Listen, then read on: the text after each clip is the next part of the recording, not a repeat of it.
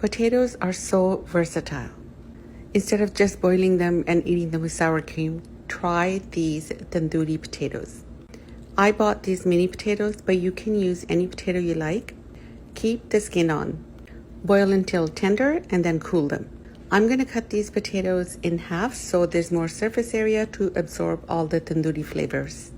And I'm going to post the ingredients for the tandoori masala right on the screen. There is no need to marinate. Just throw in your potatoes.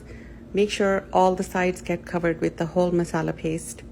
And then put them in a preheated air fryer at 400 degrees for 15 to 18 minutes until the skins become crispy.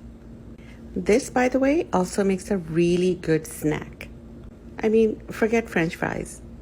This is a really easy recipe. Everyone should be able to make it. Enjoy!